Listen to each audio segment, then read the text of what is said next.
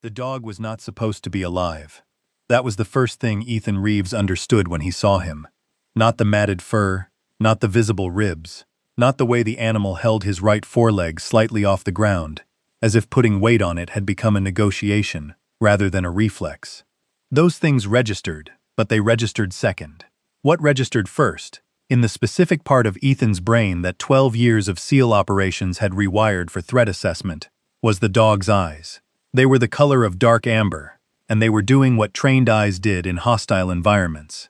They were cataloging every person in the lot, every exit, every potential cover position, moving with the systematic precision of something that had been built for exactly this kind of assessment and had never stopped doing it, even after everything else had been taken away. This dog had been trained by professionals. This dog had worked alongside professionals. And this dog was being sold at a county equipment auction in Carteret County, North Carolina, on a Wednesday afternoon, in a lot that smelled of motor oil and rust, listed on the auctioneer's clipboard between a broken radio repeater and 2 sets of bolt cutters. Ethan had stopped for the bolt cutters. He was 3 weeks out of a 12-year career, living in a rented house 40 minutes from Camp Lejeune, that contained a bed, a folding table, a coffee maker, and very little else, trying to locate the version of himself that existed outside of a mission brief. He had driven past the auction signs twice before pulling in, not because he needed equipment, but because stopping felt better than the alternative, which was continuing to drive without a destination, in the way he'd been doing for 3 weeks, covering miles he didn't remember taking. He was not looking for a dog. He was especially not looking for a dog that looked like this one. "Next item," the auctioneer said, working through his clipboard with the mechanical energy of a man who had done this 800 times. "One retired working canine, no current registration, sold as is, starting bid $1. Nobody moved." The auction lot held maybe 30 people, and all of them found reasons to look elsewhere. At their phones, at the bolt cutters, at the tree line to the west, where October clouds were building into something that meant rain by evening. The dog sat in the gravel beside a folding table, and watched them all with those amber eyes, and nobody moved. $1, the auctioneer said again, with the particular flatness of a man who expected nothing. Ethan stepped forward. The deputy handling the animal transaction was named Briggs. He was 50s, thick through the shoulders, with the kind of face that had defaulted to impatience so long it had forgotten the original expression. He handed Ethan a leash clip and a single sheet of paper, with the efficiency of someone completing a task they wanted finished. "What unit was he from?" Ethan asked. Briggs looked at his clipboard. "Dissolved task force. Records got consolidated when they shut it down. This one didn't get placed. Name? No name on file. Every military working dog has a name on file," Ethan said. "And a service record, and a handler assignment, and medical documentation." Briggs met his eyes for the first time. "You want him or not?" There was something in the question. Not aggression exactly. The specific flatness of a man who needed a particular answer and was communicating that without saying so. Ethan looked at the dog. The dog was looking at Briggs with an expression Ethan recognized from briefings. The look operators got when they had identified the highest probability threat in a room and were waiting for the situation to develop. He pulled out his wallet and put a $1 bill on the clipboard. The dog didn't follow when Ethan walked toward his truck. He sat in the gravel and watched Ethan walk and didn't move. And Ethan stopped 6 feet away and looked back at him. He'd done enough animal handling in the field to know that you didn't pull. Pulling told a traumatized animal that the leash was another form of control, and this dog had clearly had enough of control applied from the outside. He turned around and walked back to the dog, crouched down to his level, extended the back of his hand with his fingers loose, no grip, no intention. The dog looked at his hand, then at his face, then back at his hand. He sniffed once. Then he stood up, slowly, testing the right foreleg before committing weight to it, and he walked to Ethan's truck and stopped at the passenger door. He looked at Ethan over his shoulder. Ethan opened the door. The dog climbed in and pressed himself against the far door with the specific posture of an animal that had decided to accept a situation while maintaining maximum exit options. He didn't look frightened. He looked tactical. Ethan got in on the driver's side and started the engine. In his peripheral vision, he caught the dog flinch at the ignition sound. Not fear, recognition. the muscle memory of an animal that had ridden in operational vehicles and associated engine sounds with missions that were not always safe. "You've done this before," Ethan said quietly. The dog said nothing, which was confirmation enough. Ethan pulled out of the lot. In his rearview mirror, Deputy Briggs was already on his phone, watching the truck leave with an attention that had nothing casual in it. He noticed the alert 14 minutes into the drive. The dog had been still, watching the road ahead with that cataloging attention, and then something changed. His posture shifted, subtle and sudden, spine straightening, nose lifting, one foreleg coming up fractionally off the seat. The alert position, not aggressive, not alarmed, the precise controlled posture of a military working dog, indicating a target. He was pointing at the back of the truck. Ethan pulled over on a county road with trees on both sides and got out. The dog watched him through the rear window, still in alert position, still pointing. Ethan dropped the tailgate. The truck bed held standard equipment: recovery straps, a toolbox he'd had for 2 years, jumper cables, a folded tarp. Nothing that should trigger a trained canine alert. He went through everything methodically, pulled items out, examined them, set them aside. The dog was still alerting through the window. His hand found the seam at the bottom of the toolbox. It didn't sit flush. He pressed along the edge until something clicked, and a false panel released, swinging up on a small hinge to reveal a compartment approximately the size of a laptop bag. Empty. But the dog had hit on it from inside the cab, through the rear window, through the truck's ventilation system carrying trace particles he couldn't smell and wouldn't have known to look for. Ethan had bought this truck 4 months ago. Private seller, cash transaction, a number on a handwritten card posted at a gas station near base. He'd thought nothing of it. He thought about it now. He stood on the county road with the October wind in the trees and looked at the hidden compartment in a truck he'd bought from an unknown seller near Camp Lejeune, and felt the specific cold clarity that came when something that had seemed like a series of unrelated facts suddenly arranged itself into a pattern. He looked through the rear window at the dog. The dog had dropped the alert and was watching him with those amber eyes, steady and direct. "You were trying to tell me something," Ethan said. The dog's ears moved forward. Ethan took out his phone and started searching. Dissolved military working dog units, North Carolina. The results were mostly administrative. Program restructurings. The routine bureaucratic reshuffling of a large institution. He narrowed it. Camp Lejeune. Military canine unit dissolved. Past year. One result. A brief item from a regional news aggregator. 3 sentences. The kind of story that gets filed and forgotten. Joint Task Force decommissioned following completed operation. Personnel reassigned. Canine assets transferred to County Coordination. County Coordination. He searched deeper. Task Force. Camp Lejeune. Drug interdiction. Dissolved. The results changed. There was a gap, not a story. A gap. The kind of absence that appeared in search results when something had been there and been removed. When the metadata of other articles referenced a source that no longer existed. 3 different news pieces from 8 months ago referenced a joint Navy DEA operation out of Lejeune that had, in one article's phrasing, concluded its operational mandate. No details, no names, no outcomes. Operations didn't conclude mandates.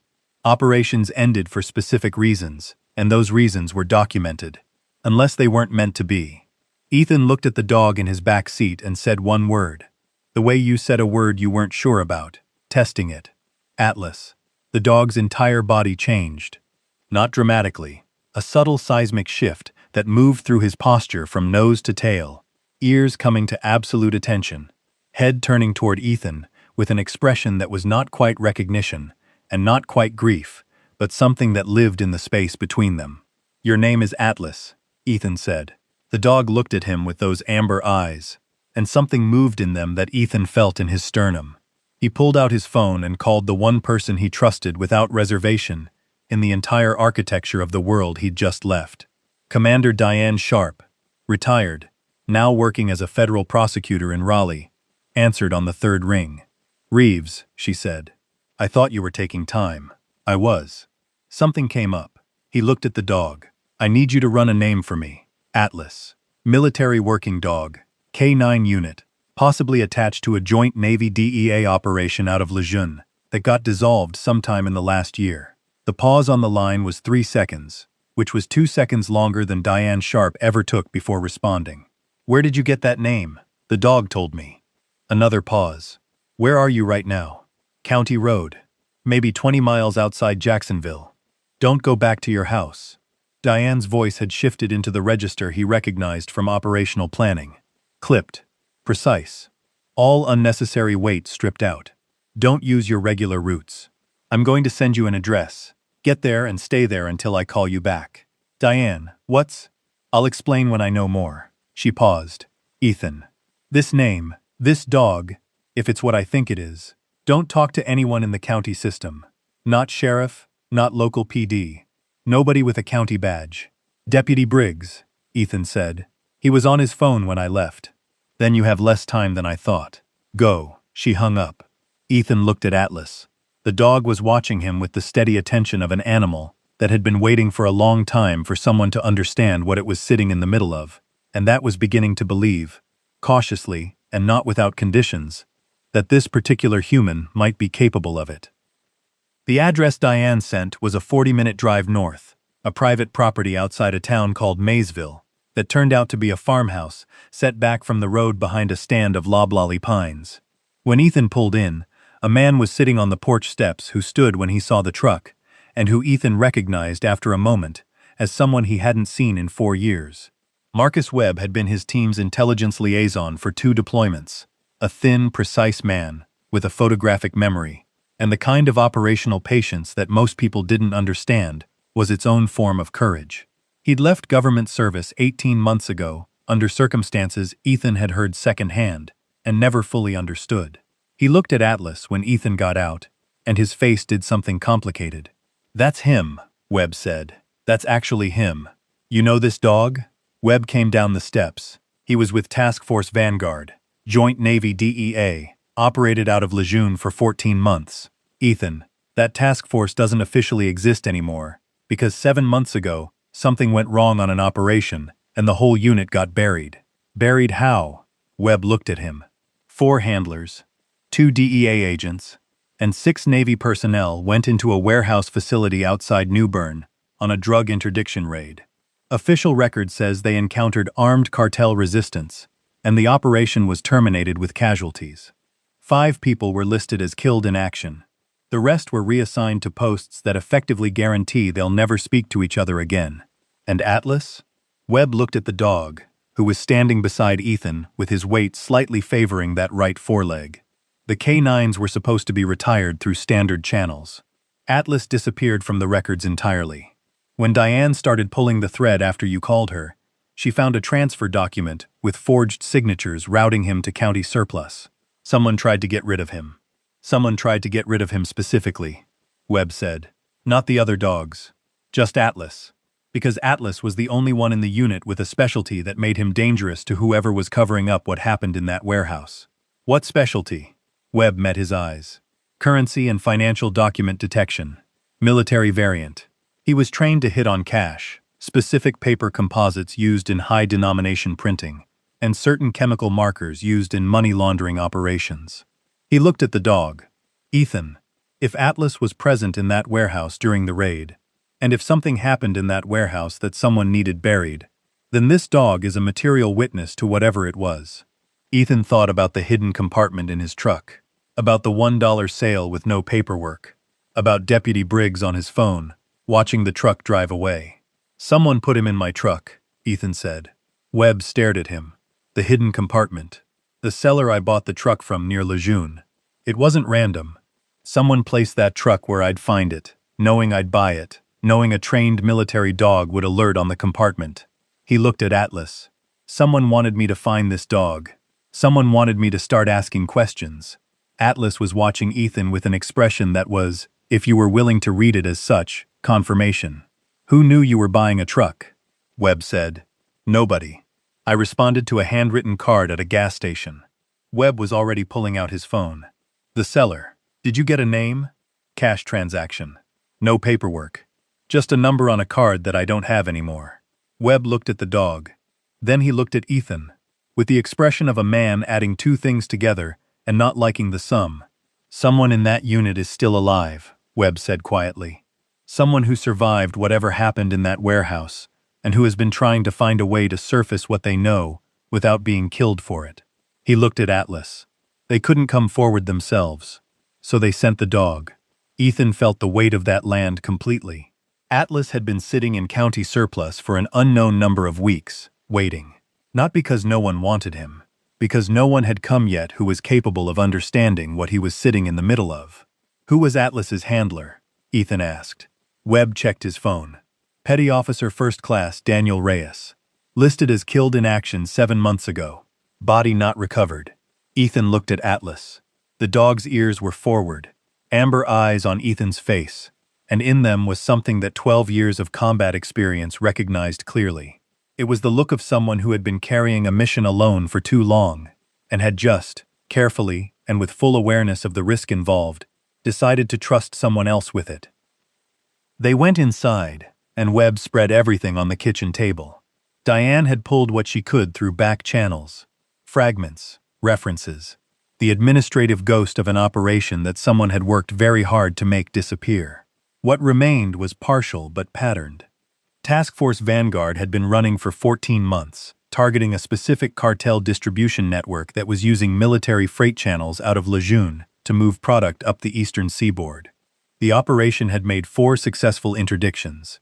The 5th, 7 months ago, had targeted a warehouse facility in Craven County, reported to contain both product and financial records.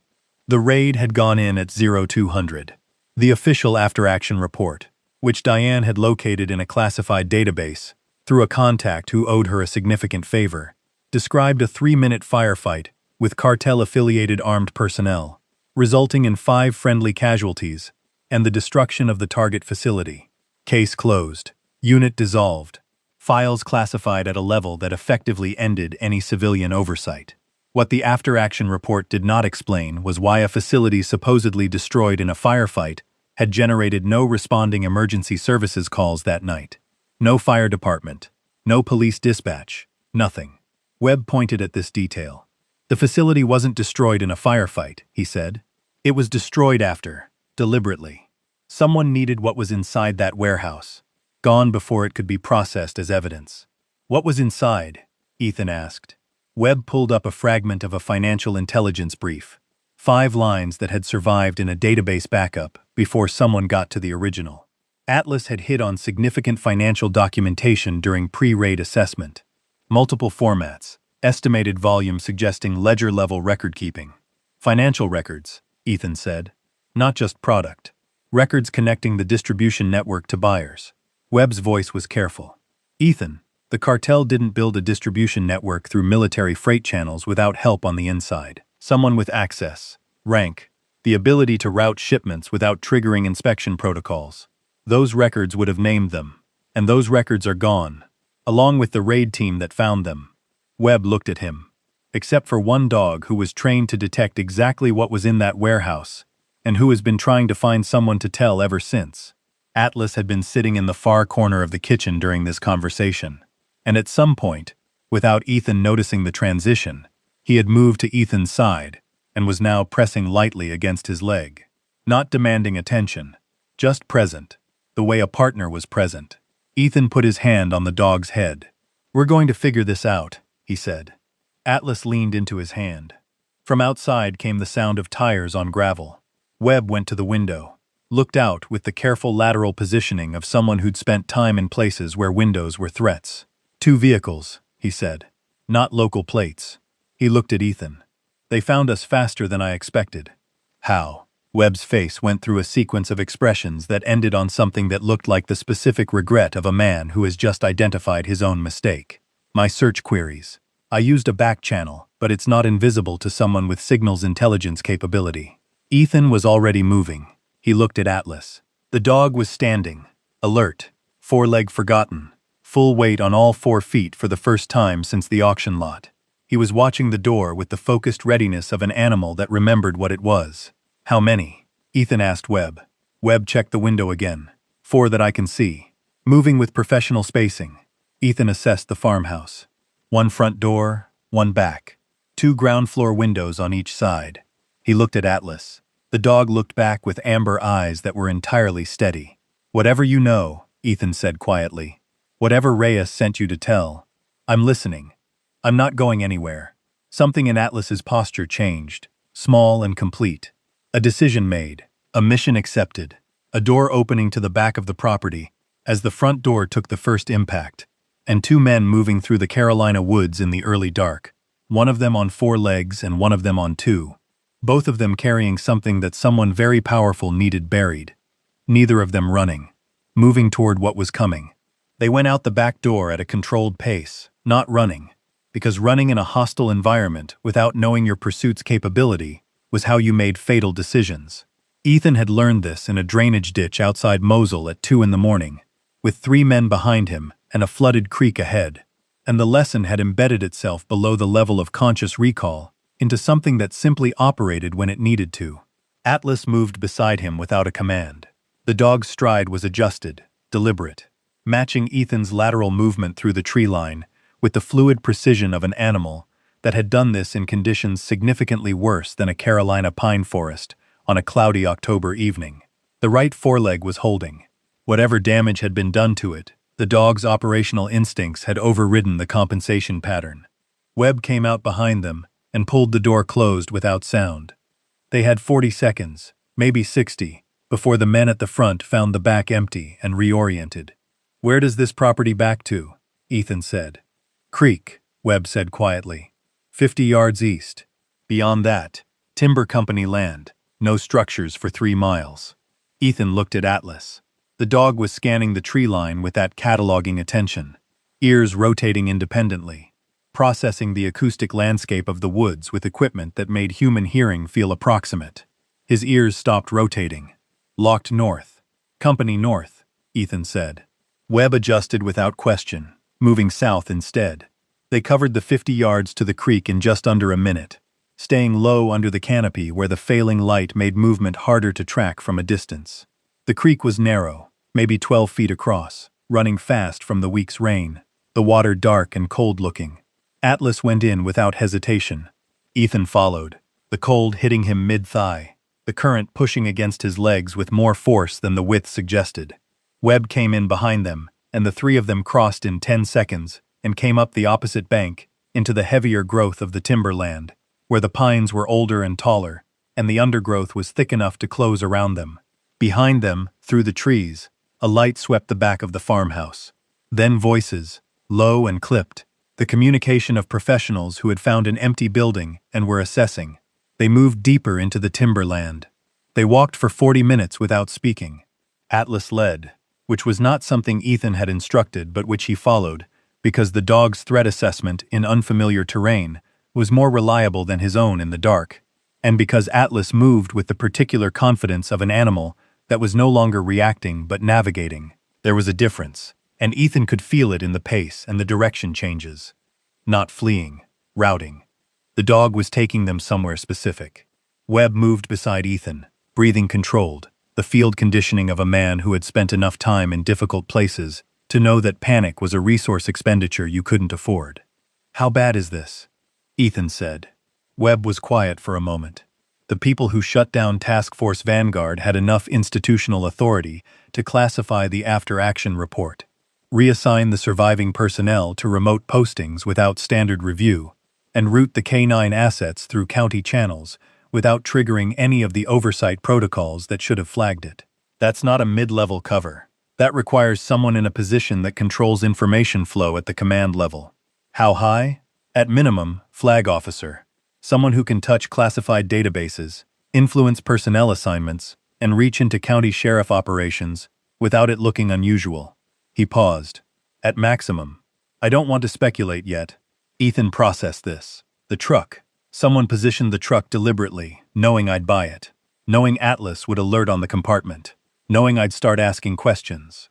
Which means someone knew you were transitioning out of the teams, and knew how you'd respond to finding a compromised dog at a rigged auction, Webb said. That's not general knowledge. That's specific operational intelligence about your personal movements and psychology. Someone inside, Ethan said. Or someone who was inside and isn't anymore. Webb looked at him in the dark. Reyes, Atlas's handler. Listed as KIA, body not recovered. If Reyes survived whatever happened in that warehouse, and has been trying to surface what he knows without getting killed for it, he'd know me, Ethan said. Daniel Reyes, PO1. We overlapped at Lejeune 18 months ago. He ran PT with my team twice a week for a month. When our schedules crossed, we talked. Webb stopped walking for a moment. He'd know your background, your transition timeline. He'd know I'd buy a truck with cash near base, rather than going through a dealer. He'd know I'd recognize a canine alert. Ethan felt something settle into place with the specific click of a thing that has been assembled correctly. Reyes is alive. He's been running this from somewhere dark, trying to find a way to get Atlas and the information Atlas carries to someone who can do something with it. Atlas had stopped ahead of them and was waiting. Looking back over his shoulder with those amber eyes, Ethan looked at him. Where are you taking us? The dog turned and kept moving. It took another 20 minutes to understand the answer. They came out of the timberland onto a single-lane road that Ethan didn't recognize, and Atlas turned north on the road's shoulder without hesitation, moving at a steady trot that said destination, not direction. Half a mile up, a building appeared at the end of a gravel track, a small commercial storage facility, the kind that existed in rural counties by the dozens. Low concrete block buildings with rolling metal doors and a single light over the entrance. Atlas walked directly to Unit 14. The padlock on the door was a combination model, and Atlas sat in front of it and looked at Ethan with an expression that communicated, as clearly as the absence of words allowed, that this was as far as he could take it. Ethan examined the lock. He tried the obvious sequences first: zeros, sequential numbers, common military defaults. Nothing. He tried dates, deployment anniversary, training graduation cycles. Nothing. He stood back and looked at Atlas. The dog had raised his right paw slightly. Not an alert, something else. A gesture. Ethan watched him for a moment. Then he thought about Daniel Reyes, about the month of shared PT, about the conversations that happened in that specific context of two military people running alongside each other in the early morning when the social performance of rank and roll dropped away and people said what they actually thought. Reyes had talked about his dog. Not Atlas. A dog from childhood. A German Shepherd mix named after a date, Reyes had said, because his father believed that the days that changed your life deserved names. The dog's name had been a date, a specific date. Ethan had asked what the date was. Reyes had told him. He tried it on the combination lock. 4 digits. The month and day of the date Reyes had described. The lock opened. Inside Unit 14, under a tarp that smelled of motor oil and thyme, was a military-grade waterproof case, of the type used for sensitive equipment transport. Beside it, a smaller case, the kind used for document storage. Beside that, a handheld radio and 2 prepaid phones still in their packaging. Webb was already pulling on examination gloves from his jacket pocket, the preparation of a man who thought ahead. He opened the document case first. It took him 4 minutes of reading before he looked up. His face had the expression of someone who has found something they expected to find, and is disturbed anyway by the confirmation. This is the ledger, Webb said, or a copy of it. What Atlas hid on in the warehouse, the financial records connecting the distribution network to its inside contacts. He turned pages carefully.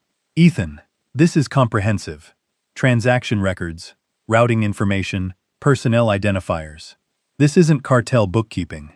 This is a full financial map of an operation that's been running for at least 3 years. Names? Webb scanned further. Coded, but the cipher looks like a standard military variant. He photographed pages with his phone, methodically, each one. Give me 20 minutes with a key, and I can break most of this. What's in the equipment case? Webb set down the documents and opened the larger case. Inside, packed in foam cutouts, was a set of drives. 4 of them, military-issue data storage, the kind used for operational recordings. Beneath them, a handwritten note on standard notepaper. Webb read it. Then he handed it to Ethan without speaking. The handwriting was clear and slightly compressed, the writing of someone trained to convey information in minimum space. If you're reading this, Atlas found the right person. The drives contain audio and video from the warehouse, 4 body cameras running from entry to the moment the devices were disabled. Approximately 11 minutes of footage. What happened in that warehouse was not a firefight. There were no cartel personnel present. The unit was ordered to stand down by someone who arrived after entry, with authorization codes that cleared our commanding officer. The financial records were removed from the scene by individuals in unmarked tactical gear. When 3 members of the unit objected and attempted to secure evidence, they were killed. I survived by staying down and staying quiet, which is something I will not recover from easily, but which I did because someone needed to get this out. Atlas was with me. He saw everything I saw. I have been underground for 7 months. I cannot surface without these materials reaching someone, with the authority and the will to act on them. I chose you, Reyes.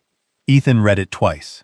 Then he set it down on the case and stood in Unit 14 of a rural storage facility in Carteret County, and understood, with the complete and settled clarity that came when an incomplete picture finally received its missing elements, exactly what he was holding: an 11-minute video of a government-sanctioned murder of American military personnel, a financial record of an operation that reached inside the U.S. military itself, and a dog who had been present for all of it and who had been sent, by the one person who survived it, to find someone capable of carrying it forward.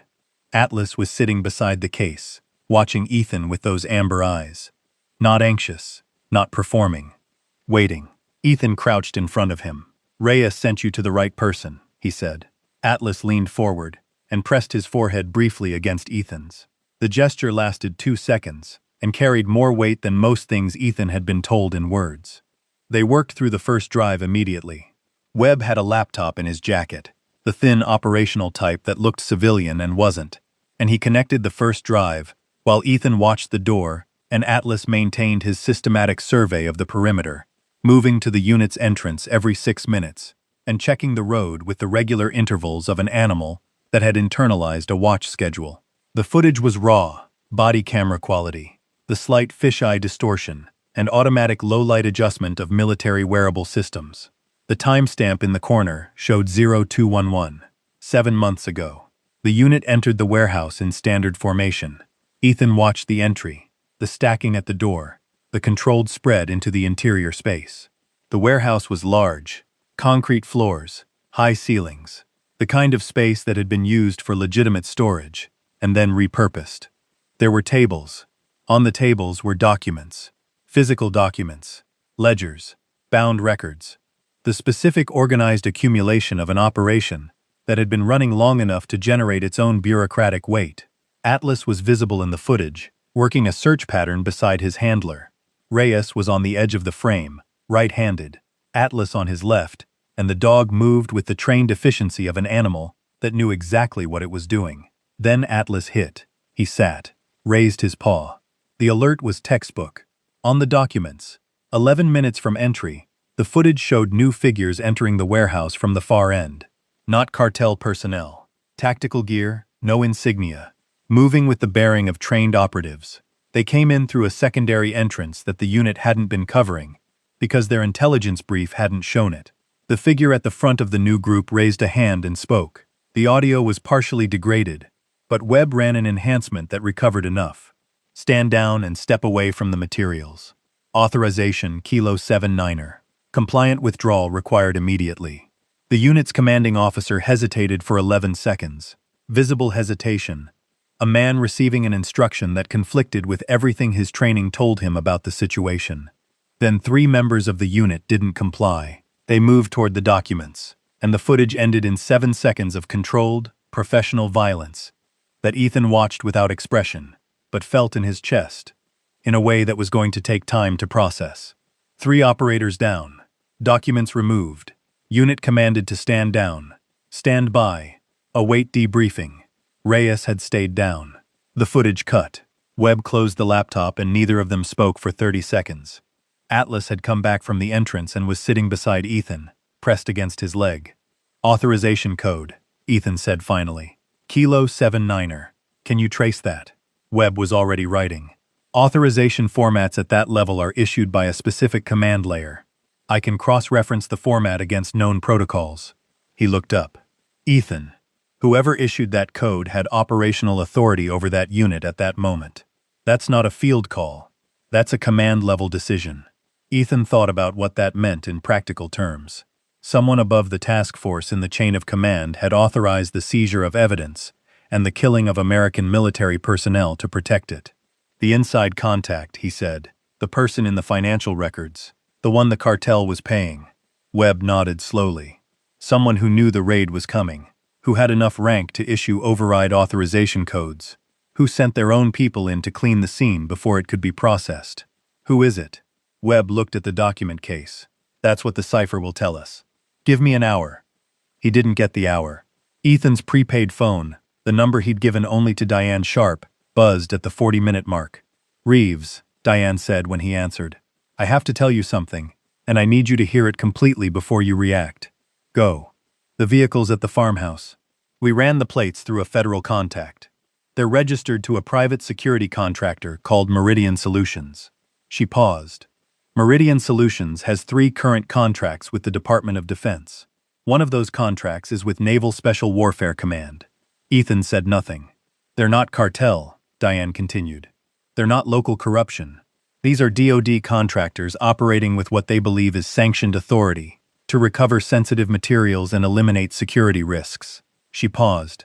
You and Atlas are currently classified as security risks in an active recovery operation. By whose authority? The authorization traces to a Rear Admiral named Curtis Vane, Deputy Director of Naval Intelligence, Eastern Command. Webb had heard the name through the phone. His face went through several expressions and settled on the one that meant the math had completed and the answer was worse than expected. Ethan knew the name. Everyone in Naval Special Warfare knew the name. Curtis Vane had been one of the architects of the Joint Interdiction Program that Task Force Vanguard had operated under. He'd given the program's operational briefing at a command-level meeting Ethan had attended 14 months ago, standing at the front of a room in 4 rows of ribbons and speaking about cartel network disruption with the authority of a man who owned the subject. He'd owned it because he'd built it, not the interdiction operation, the network itself. Ethan sat down on the floor of Unit 14 with his back against the concrete block wall, and Atlas immediately moved to sit beside him. And Ethan put his hand on the dog's back and felt the steady breathing of an animal that had been carrying this specific weight for 7 months and was, in some cellular and exhausted way, relieved to be sharing it. Rear Admiral Curtis Vane, Ethan said. Diane was quiet for a moment. The financial records you described, if Atlas hit on documents that contain transaction records connecting the cartel network to an inside source, and if that source is Vane, then Vane sent his own contractors into that warehouse to destroy the evidence and kill the people who found it, Ethan said. And when one of them survived and went underground with copies, Vane classified the entire operation as a security matter and has been running a recovery operation for 7 months. Yes, recovery meaning the materials and the people carrying them. Diane's voice was careful. Ethan, this is beyond what I can handle through the prosecutor's office. This requires federal resources at a level that Vane can't reach. That means DOJ Inspector General, or specific FBI units that operate outside the Naval Intelligence Oversight Structure. Do you have a contact? 1. Special Agent Patricia Hollis, FBI Counterintelligence.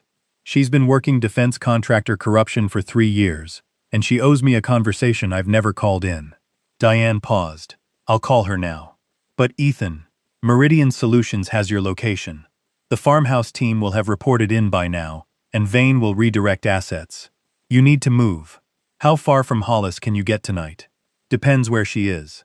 I'll find out and call you back in 10 minutes. Diane paused. How's the dog? Ethan looked at Atlas. The dog was watching the entrance with his systematic attention, uninterrupted and unhurried. He's doing his job, Ethan said. Good. So am I. Move. They moved. Webb packed the cases and they left Unit 14 at a pace that balanced speed against the need to avoid leaving the kind of trail that professional trackers followed.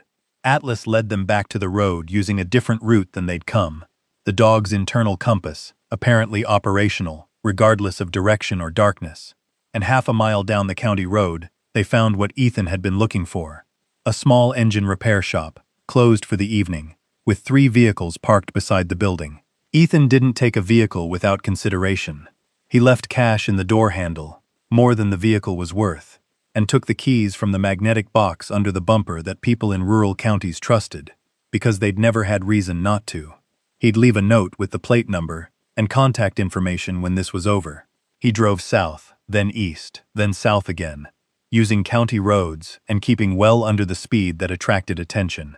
Atlas sat in the passenger seat, with his nose working the ventilation system, and every 20 minutes he'd shift his attention briefly to the rear window, in a way that said checking rather than alarmed, the routine surveillance of an animal that hadn't stopped being operational. Webb was in the back seat working the cipher on Diane's recovered documents, the laptop screen throwing blue light across his face, his fingers moving with the focused speed of a man who was good at this and knew it.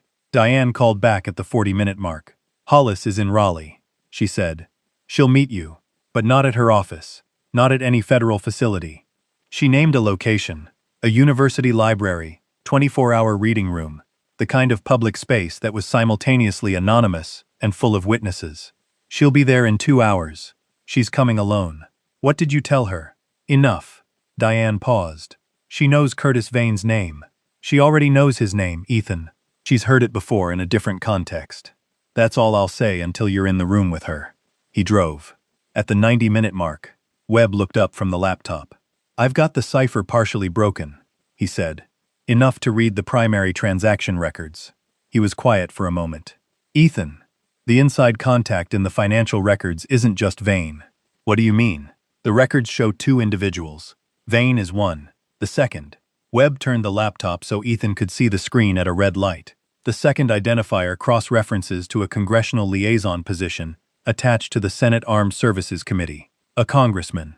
A senator." Webb's voice was careful. "The records show payments to Vane and to a Senate office over a 32-month period totaling $11.4 million.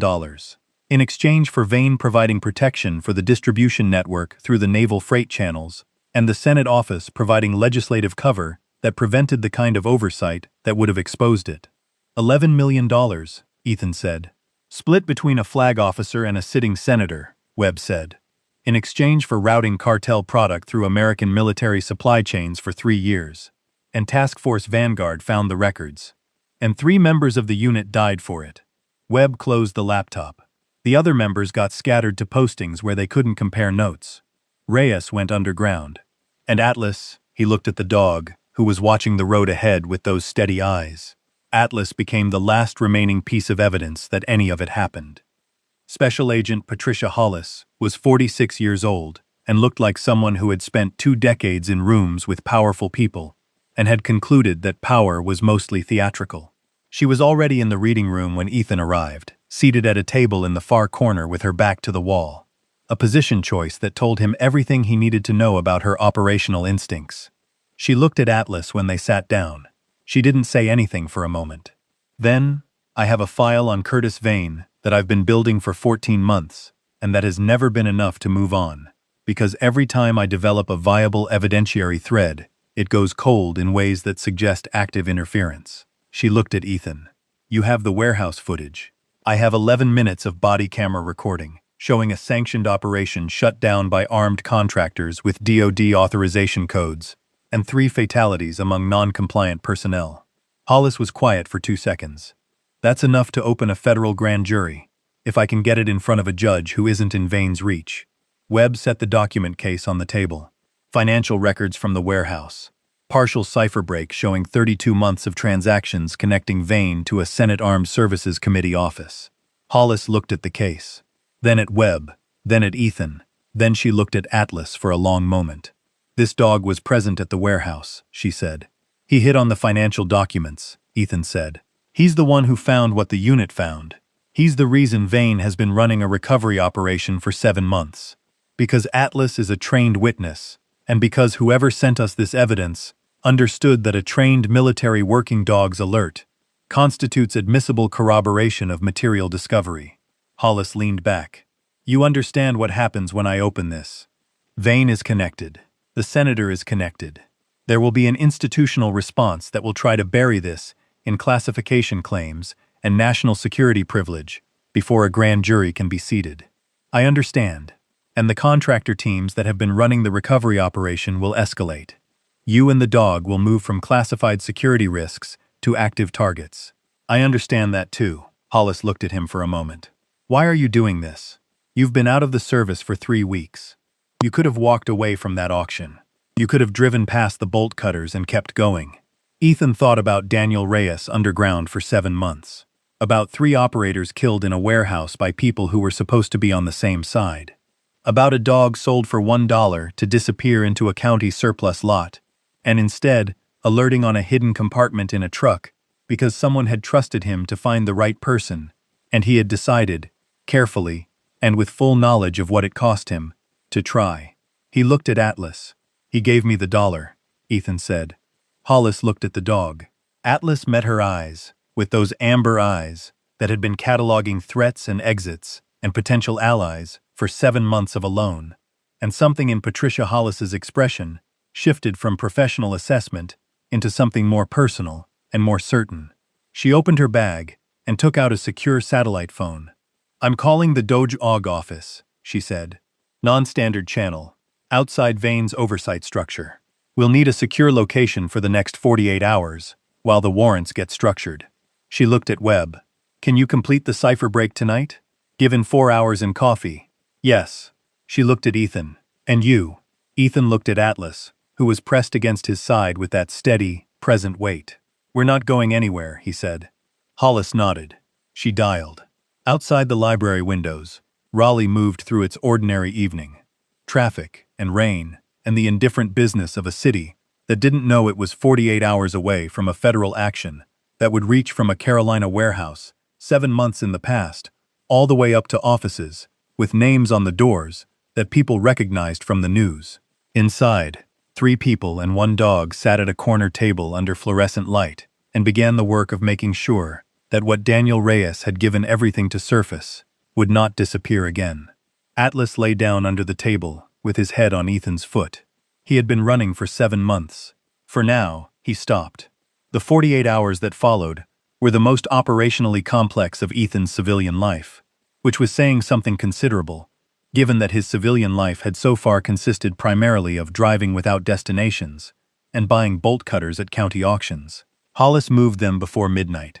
The library had been safe for the meeting, but not for an extended stay, and Hollis had the instincts of someone who understood that static positions became compromised positions, at a rate that accelerated once an adversary knew you existed and was motivated.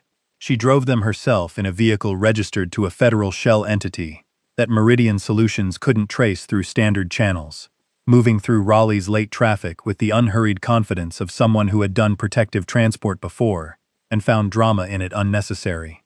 The safe house was a townhouse in a residential neighborhood in Durham, the kind of block where lights stayed on late, and nobody paid attention to vehicles they didn't recognize, because the neighborhood turned over fast enough that unfamiliar faces were the baseline. 2 bedrooms, a kitchen, a table large enough for Webb's work. Hollis had a contact bring food and a second laptop within the hour. Atlas inspected every room before Ethan sat down. "Old habit," Ethan said when Hollis watched the dog work his systematic circuit. Hollis said, "Good habit." She wasn't wrong. Webb broke the remaining cipher by 3 in the morning. He sat back from the laptop and rubbed his face with both hands, the gesture of a man who had been focused at close range for too long, and then he turned the screen toward Ethan and Hollis and didn't say anything, because the document on the screen said enough.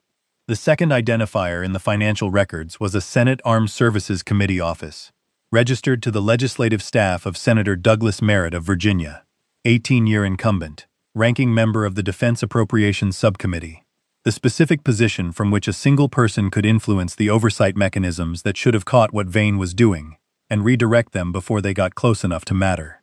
Merritt's office had received 7 payments over 32 months, each routed through a different intermediary entity, each ending in a private account registered in the Cayman Islands, under a name that was 2 legal steps removed from Merritt, but which Webb's cipher work had connected through the transaction coding, with the kind of documentary precision that did not leave room for coincidence as an explanation. Hollis looked at the screen for a long time. Then she said, "I've sat across from Douglas Merritt in 3 oversight hearings. He asked me questions about contractor accountability. He expressed concern about the use of private security firms in sensitive operations. He shook my hand." Webb said, "The best ones always do." Hollis picked up the satellite phone. She made 3 calls in the next 30 minutes. The first to the DOJ Inspector General's emergency line, which she identified herself to with a code designation that Ethan didn't recognize and didn't ask about. The second to an FBI counterintelligence supervisor in Washington, whose name she didn't say aloud. The third to a federal judge in the Eastern District of North Carolina, whose number she dialed from memory. After the third call, she set the phone down and looked at Ethan. "Warrants are being structured," she said. "Grand jury will be seated within 72 hours. She paused. "The challenge is the timeline. Once Vane understands that federal proceedings have been initiated outside his oversight structure, he'll move. He has enough institutional reach to create delays, to file classification challenges, to bury individual pieces of evidence in national security review processes that can take years." Ethan said, "Except for the footage." Hollis looked at him. 11 minutes of body camera recording, Ethan said, showing American military personnel killed by contractors operating under his authorization codes. Classification challenges don't cover direct evidence of homicide, not when the victims are active duty service members, and the authorization trail leads directly to a named flag officer.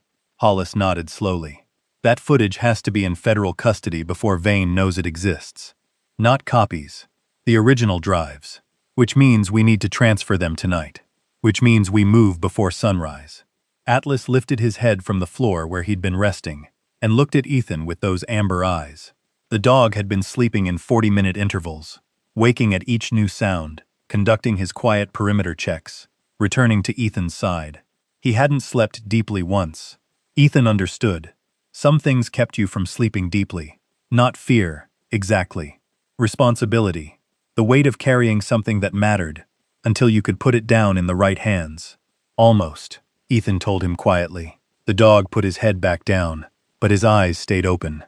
They moved at 4:30. The specific hour that Ethan's operational experience had taught him was the lowest point of human alertness in an adversary who was managing a surveillance operation on a schedule. Hollis drove. Webb had the cases. Ethan rode with Atlas in the back seat, the dog pressed against his side, both of them watching the rear window with the same rhythm. Nothing followed them. The federal building in Raleigh had a secure intake entrance that operated outside standard business hours for exactly this kind of situation, and Hollis moved them through it with the practiced efficiency of someone who had used it before.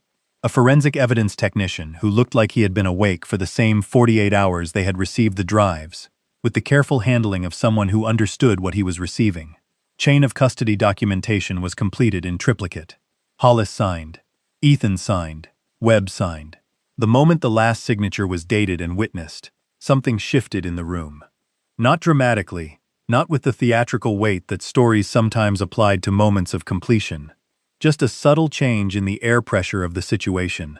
The specific settling that happened when a thing that had been in motion found its resting point. Atlas felt it. He exhaled. Long, slow, deliberate. The exhalation of an animal releasing something it had been holding at the cellular level for a very long time. Ethan put his hand on the dog's head and felt the muscles under his palm go from operational tension to something approaching rest. "Good boy," he said. It was insufficient as language. It was exactly right as communication. Curtis Vane was placed under federal arrest at 6:47 that morning. Ethan heard about it from Hollis, who called him at 7:15 from a number he didn't recognize, which he answered because he answered everything now. A habit he suspected would take time to ease out of. His team arrived at Vane's residence at 0640, she said. He was there. His attorney is already filing classification challenges, but the homicide evidence preempts them, the judge has held. Senator Merritt, Senate Ethics Committee has been formally notified, and federal investigators are at his office as of 20 minutes ago. His chief of staff has already requested immunity consideration. Hollis was quiet for a moment. The Meridian Solutions contractors who were running the recovery operation, 12 individuals, currently being located and detained. 2 have already cooperated. She paused. "Ethan, we found Daniel Reyes." Ethan stopped breathing for a moment. "He's alive. He's been in a rented room in Beaufort for 6 months, running minimal digital footprint, staying dark. He was notified this morning through a channel we established for exactly this.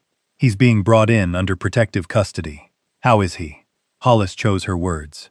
"He's been alone for 7 months, carrying the knowledge of what happened to his team, and not being able to tell anyone." She paused. "He's going to need time. But he's alive. and he's going to be okay. Ethan looked at Atlas.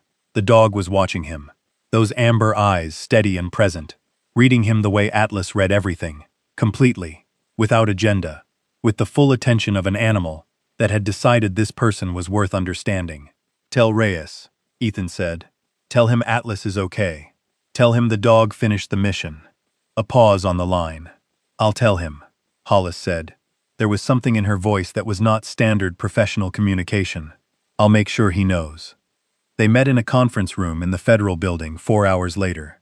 Daniel Reyes was 31 years old and looked like someone who had been living at the edges of everything for half a year, thinner than his service record photos, with the specific quality of a man who had been surviving rather than living, and who was only now beginning to understand that the distinction was about to change.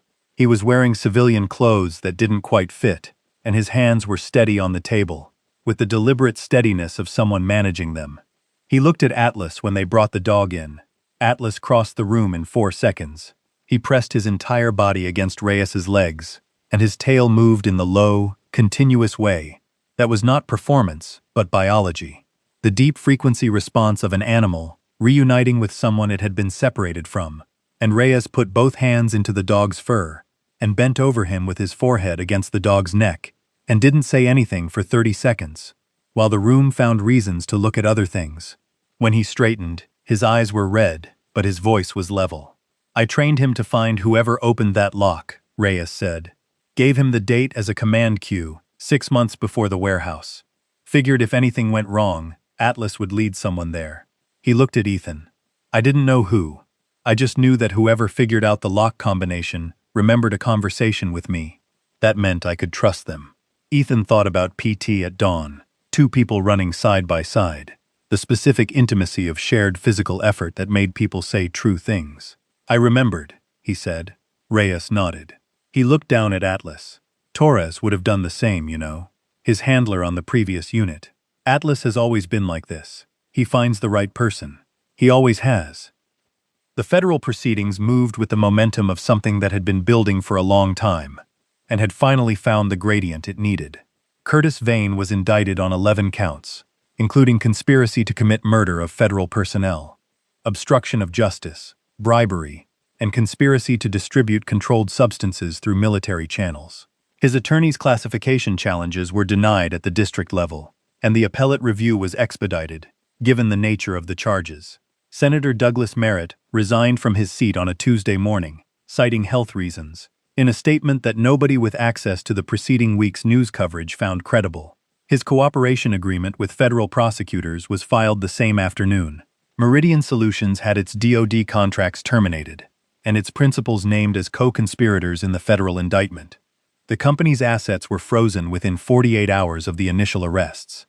The 5 members of Task Force Vanguard who had been reassigned to remote postings were located, notified, and offered the opportunity to give testimony. All 5 accepted. The 3 who had been listed as killed in action in the official after-action report were given formal recognition, their names corrected in the record, their families notified of what had actually happened, their service acknowledged in the terms it deserved. Petty Officer First Class Daniel Reyes was recommended for the Navy Cross. The recommendation was approved. 3 months after a county surplus auction in Carteret County, North Carolina, Ethan Reeves stood in a veterinary clinic in Jacksonville, waiting for the results of Atlas's full post-recovery examination. The right foreleg had been the most significant concern. The damage was old, consistent with an injury that had been sustained under circumstances that no one had documented, because documentation of what Atlas had been through was not in anyone's interest at the time. Dr. Carmen Vela, who had been treating military working dogs for 16 years, and who had a photograph of her own retired K9 on the wall behind her desk, had spent 40 minutes with Atlas in the examination room, while Ethan sat in the waiting area and tried to read a magazine and did not read it. She came out and sat down across from him. "The foreleg has healed with some scar tissue that will affect his gait slightly under extended exertion," she said. "Manageable. He'll need regular monitoring, moderate exercise, consistent nutrition. His weight is good. Blood work is clean." She paused. "The psychological recovery is further along than I'd expect given his history. That's a function of environment." Ethan looked at her. "He's been with someone consistent," Vila said. Someone predictable.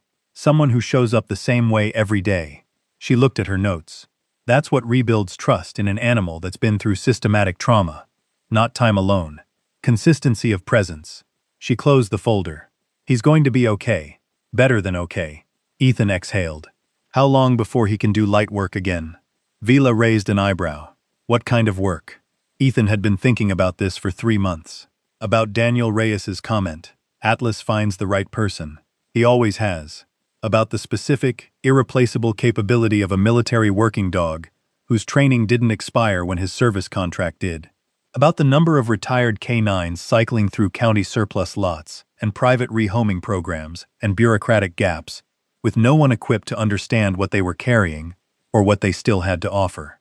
There's a program being developed, Ethan said, pairing retired military working dogs with veterans in crisis, not as service animals in the traditional sense, as partners, working roles adapted to civilian contexts, crisis response, community safety work, evidence of capability.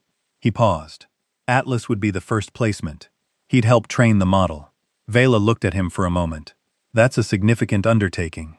I've done significant undertakings. She looked at the closed examination room door, beyond which Atlas was completing his post-exam settling. Then she said, 6 weeks of light conditioning. After that, she looked back at Ethan. After that, he can do whatever the two of you decide he can do. He's earned the right to choose. Reyes came to Jacksonville 2 weeks later. He was better than he'd been in the Federal Building conference room. More present, less managed. The specific improvement that happened when a person had been given back their context and was beginning to rebuild the architecture of a life around it. He and Atlas spent an afternoon in the yard of Ethan's rented house. Reyes relearning the dog's current signals, and Atlas relearning the specific vocabulary of his original handler.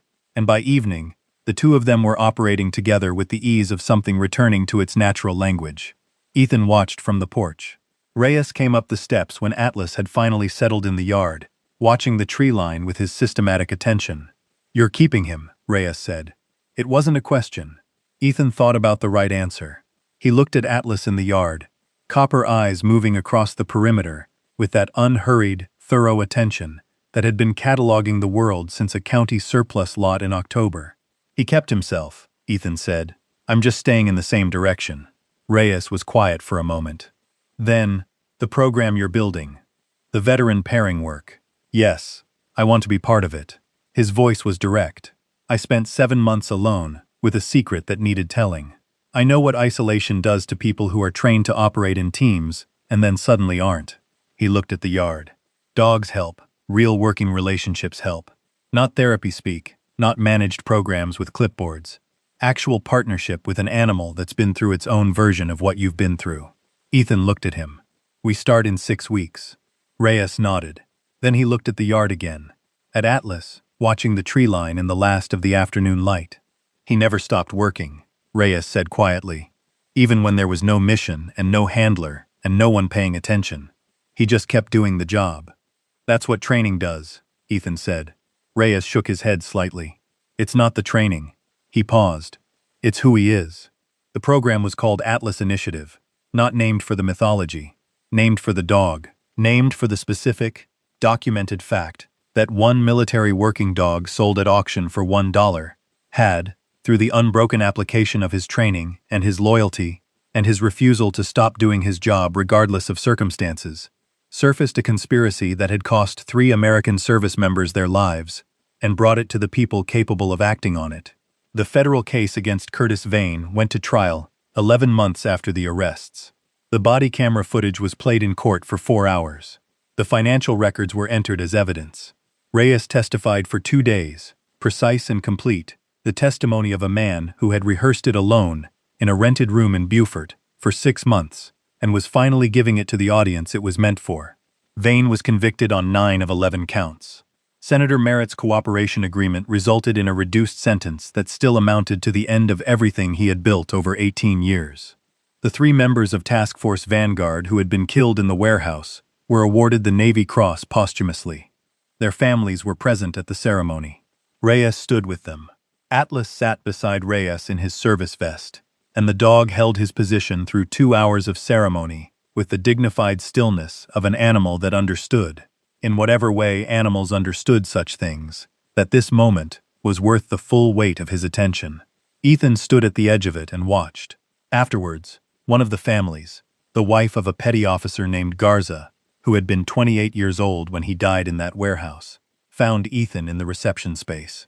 She was a woman in her 30s, with her husband's name on a pin on her lapel, and the eyes of someone who had been carrying an incomplete story for too long, and had finally, in the last 11 months, received its missing pieces. She looked at Atlas. "He was there," Ethan said. "He was with your husband's team when they found the evidence. He saw what happened." She crouched down and put her hand on Atlas's head. The dog leaned into her hand with that specific, offered weight. The lean he gave to people he had assessed and found worthy of it. "Thank you," the woman said. Not to Ethan, to the dog. Atlas's tail moved. Once, steady. The answer of an animal that had received a complete sentence and understood it fully. Ethan drove home from the ceremony in the early evening, Atlas in the passenger seat, the Carolina landscape moving past in the particular golden quality of a November afternoon that had decided to be generous. His phone buzzed. Webb. Hollis confirmed the last Meridian contractor entered federal custody this morning, Webb said. "It's done. All of them. All of them," Ethan confirmed. Webb was quiet for a moment. "You know what I keep thinking about?" "What?" "That dog has been in your life for 4 months, and in that time you've helped dismantle a flag officer-level conspiracy, gotten 3 dead service members proper recognition, brought a sitting senator down, and started a veteran support program." He paused. "Before that, you were driving around buying bolt cutters." Ethan looked at Atlas. The dog was watching the road ahead with those amber eyes, calm and present, and entirely himself. "He's a good investment for $1, Ethan said. Webb laughed. "Best dollar anyone ever spent." They hung up. The road ran through pine forest and open fields, the last light sitting in the tops of the trees, and Ethan drove through it with both hands on the wheel, and the particular quality of stillness that came when the gap between where you'd been and where you were had been crossed in a way that felt earned. He thought about the auction lot, about 30 people finding reasons to look elsewhere at a $1 starting bid, about the specific, human tendency to not see the value in things that had been damaged, that were being sold cheap, that didn't present themselves with the packaging that signaled worth. He thought about what it had cost Atlas to trust him, what calculation had run behind those amber eyes when Ethan crouched down and extended his hand in a lot that smelled of motor oil and rust, an animal that had every reason not to trust, and had chosen to anyway, carefully, with full awareness of what trust had previously cost him. That was the thing about courage that nobody's training manual fully captured. It wasn't the absence of the knowledge of what could go wrong. It was the decision to move forward with that knowledge, fully present and accounted for. Atlas had known. He'd moved forward anyway. Ethan pulled into the driveway of his rented house and sat for a moment with the engine off. Atlas turned to look at him. Those amber eyes, steady and present, asking nothing, offering everything. Ethan put his hand on the dog's head. "You changed everything," he said. "You know that?" Atlas leaned forward and pressed his forehead briefly against Ethan's temple. The same gesture as the storage unit. The same 2 seconds of contact that carried the weight of everything neither of them had words for. Then he sat back and looked at the front door with the expression of a dog who had completed his assessment of the emotional moment and was now ready to go inside and eat dinner. Ethan laughed. The first real one in a long time. The kind that came from somewhere below the ribcage and didn't ask permission. He got out of the truck and opened the passenger door, and Atlas jumped down and walked to the front door and waited with the patient dignity of an animal that had been through more than most and had decided, with full information, that this particular life, in this particular place, with this particular person, was worth staying for. Ethan followed him. He always would. If this story moved you, share it right now with someone who needs to be reminded that loyalty never goes out of service. Drop your dog's name in the comments. We read every single one, and we want to know about the animals who changed your life. And if you're new here, subscribe, because this channel exists for exactly these stories. The ones about ordinary moments that turn out to be anything but. The ones about $1 spent on something everyone else walked past. The ones that remind us that broken doesn't mean finished, that trained doesn't mean used up, and that the most important partnerships in this world are sometimes the ones that begin with one person choosing not to look away. We'll see you in the next one.